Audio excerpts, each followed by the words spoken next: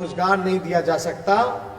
यानी स्पष्ट है कि बिहार में ये जितने डिपार्टमेंट हैं, शिक्षा विभाग, health department, police department, law and order, प्रशासन, इसमें भी फेरबदल होगा बहुत तरीके से, क्योंकि भर्तियां होंगी तो आप लोगों के ही काम में लगेंगे।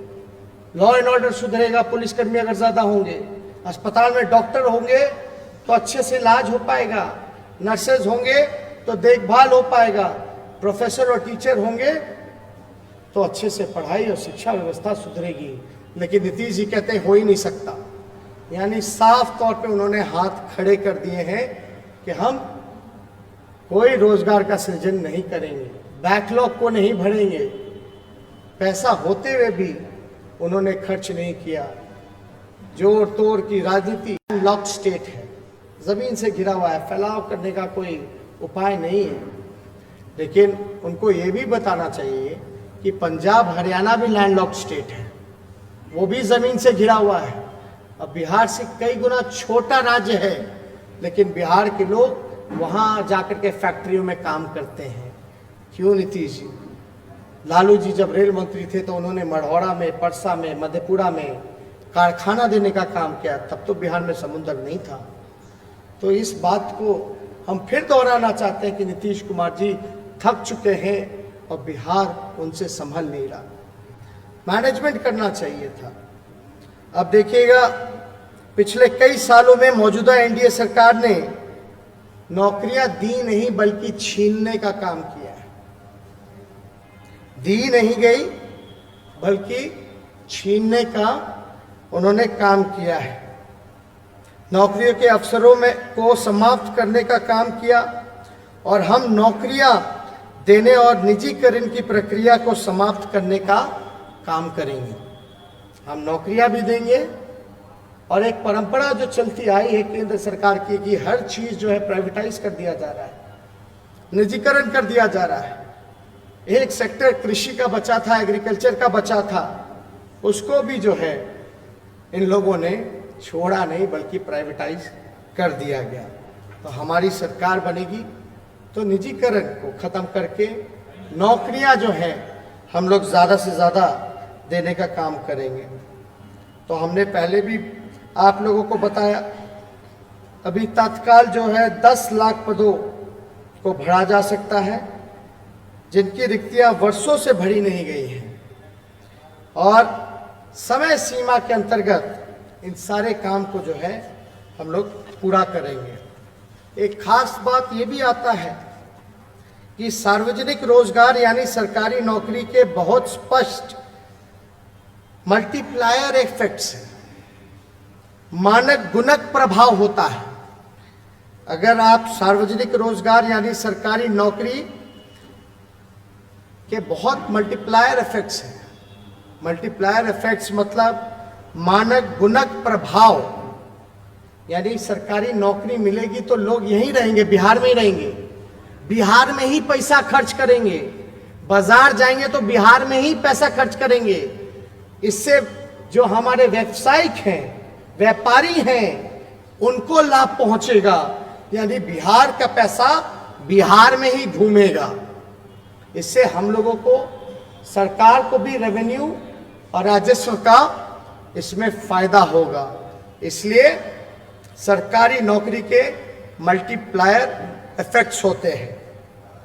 हमारी प्राथमिकता नौकरी के साथ साथ स्थायित्व है।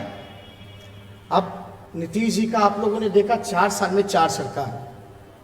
जो सरकार खुद स्थिर नहीं है वो नौकरियां कहां से दे सकती है, वो विकास कहां से कर सकती है? आज 1 साल उस पार्टी के साथ, 2 साल उस पार्टी के साथ, फिर 2 साल किसी और के साथ, कोई गारंटी नहीं कब किधर क्या हो जाए। इसलिए हमारी अगर सरकार बनती है तो हम लोग स्थायी सरकार देने का काम करेंगे। और खास तौर पे जो नियोजित शिक्षकों की जो स्थायी कर उनको समान काम समान वेतन का अधिकार हम लोग देने का काम करेंगे। जो समान काम समान वेतन की जो नीति है उस पर अमल किया जाएगा और सभी विभागों में निजीकरण को समाप्त किया जाएगा। साथ ही स्थायी और नियमित नौकरी की व्यवस्था हम लोग करेंगे। तो आप देखिएगा, इन सभी लोगों को जो आप वेतन भुगतान करते हैं, वे आय प्राप्त करेंगे, फिर बाजार जाएंगे, खर्च होगा, ये तरह तरह का, इससे हमको फायदा होगा, ये डिपार्टमेंट्स बेहतर होंगे। और खास तौर पे जितने भी हमारे कार्यपालक सहायक हैं, सांख्यिकी स्वयं सेवक हैं, पुस्तकालय अध्यक्ष हैं, उर्दू शिक्षकों, आंगनबाड़ी स्वयं सेविकाओं एवं सहायिकाओं, आशा कर्मियों, मध्याह्न भोजन रसोई कर्मियों, ग्रामीण चिकित्सकों, जीविका दीदियों के अधिकारों में विस्तार किया जाएगा। और इसकी शुरुआत आशा कार्यकर्ताओं, आंगनबाड़ी सेविकाओं एवं सहायिका रसोई कर्मी के मौजूद मानदेय को दुगुना करके और जीविका दीदियों को नियमित वेतन और नौकरी उपलब्ध हमारी सरकार कराने जा रही है, हम लोग कराएंगे। ये मेरे ख्याल से आप सब लोगों को स्पष्ट होना चाहिए। और एक कॉन्ट्रैक्ट पे जो नौकरी है, जो नियोजन शब्द को हम लोग खत्म करके स्थायी नौकरी, हम लोग सारी चीज़ों को व्यवस्था करेंगे। राज्य के मूल निवासी युवाओं को सरकारी नौकरी में स्थायी नीति लागू करते हुए कम से कम 85% रिक्तियां आरक्षित की जाएंगी और उनके लिए सभी सरकारी बहाली परीक्षाओं के फॉर्म निःशुल्क होंगे तथा राज्य के अंतर्गत गृह जिला से परीक्षा केंद्र तक की यात्रा मुफ्त होगी। अभी क्या है, जो भी सरकारी नौकरियां मिलती हैं, कोई दूसरे राज्य से आकर के हमारे यहाँ नौकरी ले जाता है। लेकिन आप महाराष्ट्र चले जाओ, झारखंड चले जाओ, मध्य प्रदेश चले जाओ, अब तो सारे राज्य जो हैं एक एक करके डोमिसाइल कानून को लागू कर रहे हैं। और हमने ये पहले भी कहा था, आदरणीय लालू जी राष्ट्रीय अध्यक्ष हमारे, कई बार नीतीश जी को, जब हम लोग 18 महीने सरकार में थे तो हम लोगों ने इसकी आवाज़ उठाई थी।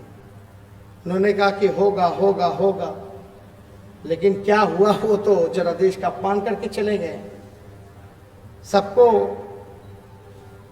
विश्वासघात उन्होंने किया। लेकिन हमारी सरकार बनेगी तो बिहार के लोगों का, बिहार सरकार में नौकरियों में अधिकार, जो रिजर्वेशन होगा, स्थानीय रिजर्वेशन, वो 85% की जाएगी।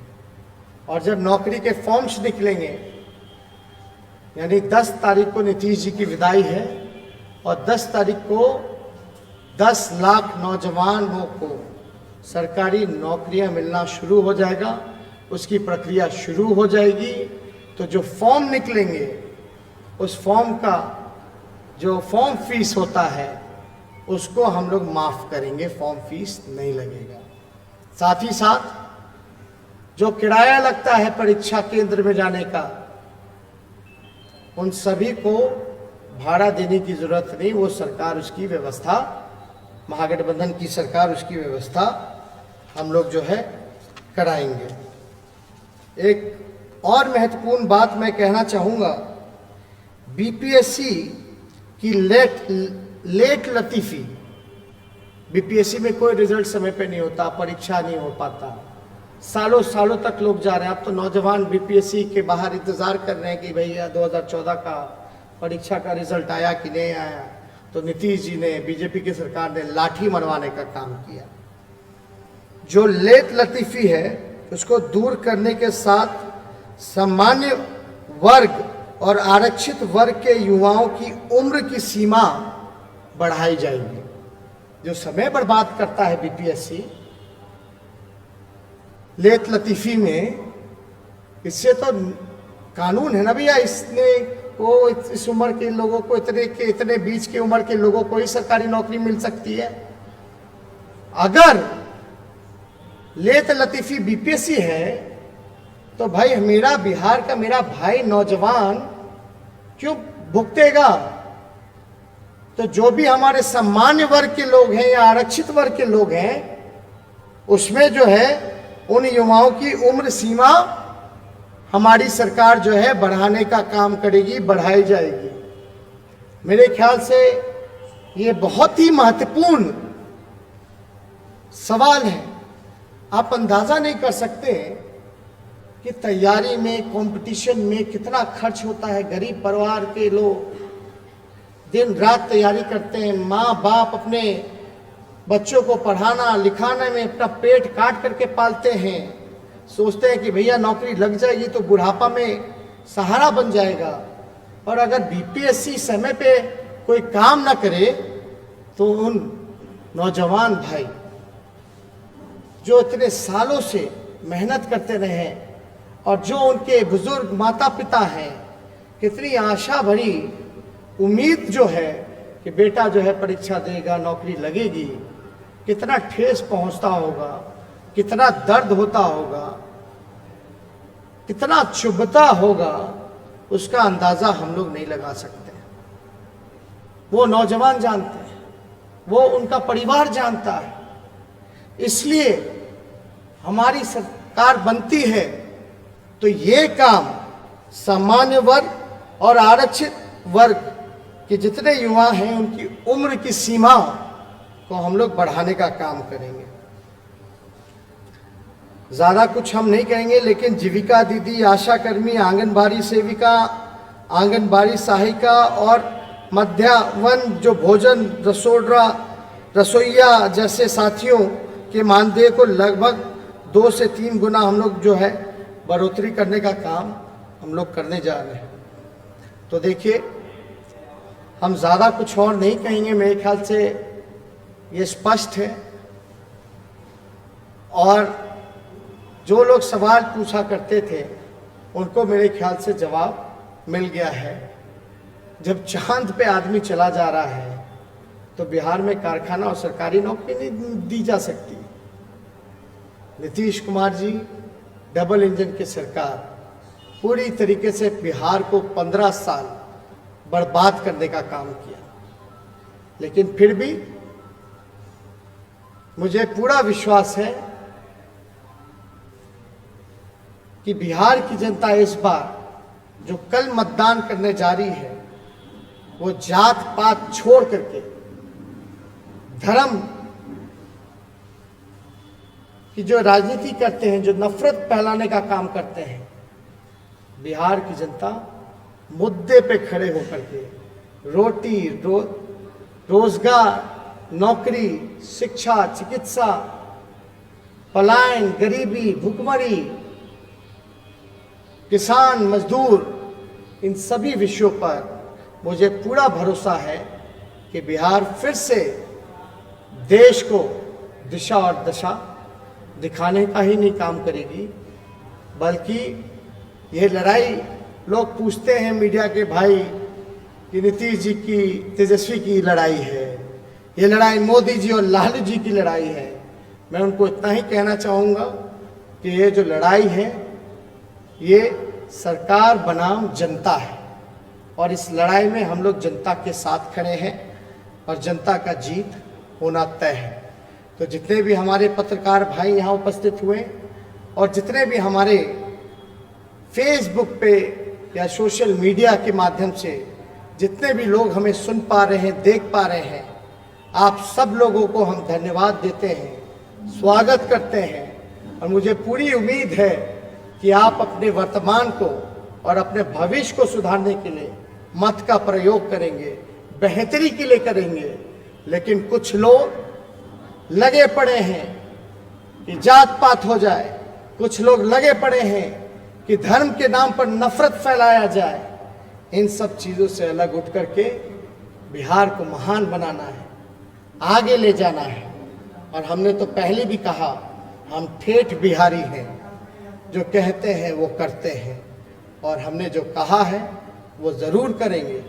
और हमने तो नवरात्र में जो पूजा की, कलश की स्थापना हमने की, कलश का स्थापना करने के वक्त संकल्प लिया जाता है, हमने संकल्प लिया है।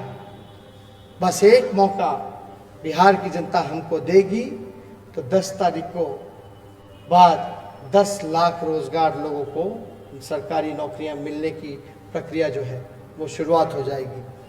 बहुत बहुत शुक्रिया सभी साथी जो जुड़े हैं, और ये नौकरी संवाद हमको लगा कि एक महत्वपूर्ण पहल है जो लोगों तक बातें जानी चाहिए। हम विपक्ष में होकर भी सवालों का जवाब दे रहे हैं, लेकिन कुछ लोग सत्ता में बैठ करके मुंह चुराने का काम कर रहे हैं, मुंह फेरने का काम कर रहे हैं। इन्हीं चंद शब्दों के साथ आप सब लोगों को धन्यवाद। जय हिंद, जय बिहार।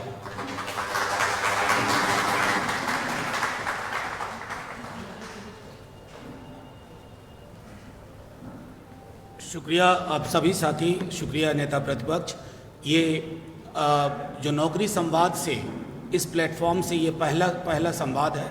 जल्द ही फिर नेता प्रतिपक्ष आपसे जुड़े हुए मुद्दों पर बिहार के साथ बात करेंगे। आप सबका पुनः बहुत बहुत धन्यवाद। थैंक यू, शुक्रिया। जय हिंद, जय बिहार।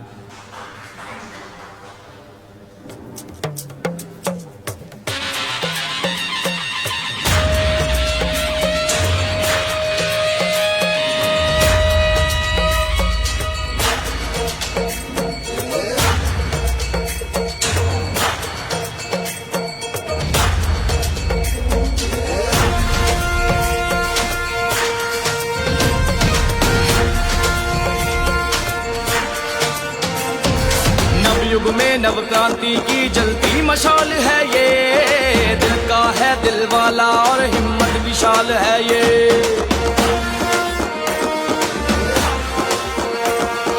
नव युग में नव क्रांति की जलती मशाल है ये, दिल का है दिल वाला और हिम्मत विशाल है ये। है गरीब का संबल मजबूरों की ढाल है ये, भाई सखा बेटा सबका रखता ख्याल है ये। विजयी होगा बिहार और जन जन की होगी विजय, एक स्वर में हर घर घर से ललकार उठी है ये। इस बार तेजस्वी तय है, इस बार तेजस्वी तय, इस बार तेजस्वी तय है, इस बार तेजस्वी तय, इस बार तेजस्वी तय है, इस बार तेजस्वी तय, इस बार तेजस्वी तय है, इस बार तेजस्वी तय।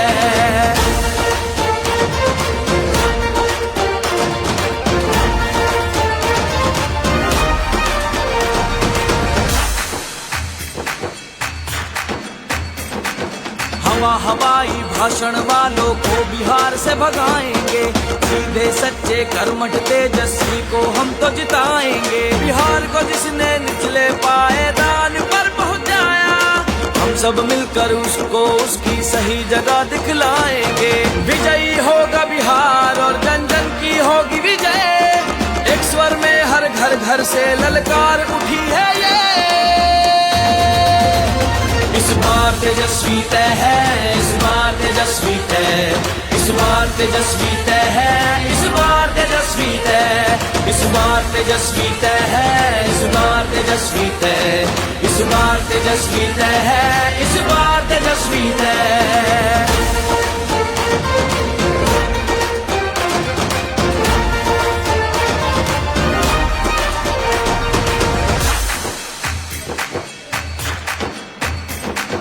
निर्बल निर्धन कमजोरों और मजबूरों का साहस है, अधिकारों और न्याय की खातिर लड़ने वाली ताकत है। मजदूर किसान और नौजवान का यही हौसला हिम्मत है, जन जन का उत्थान करे अब यही बिहार का जनमत है।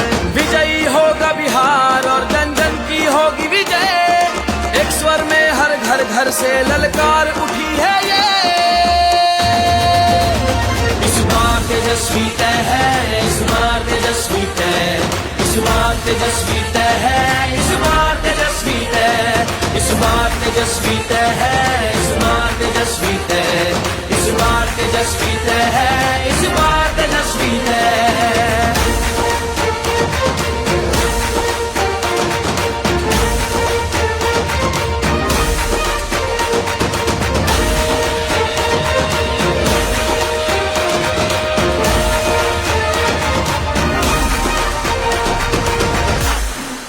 राष्ट्रीय जनता दल को वोट दें, इस बार तेजस्वी भव बिहार।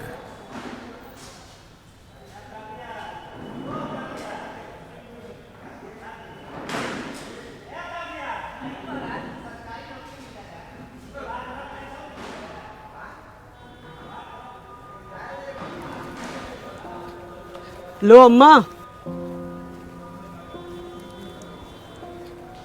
लो अम्मा, मिठाई खाओ, मुझे नौकरी मिलने वाली है।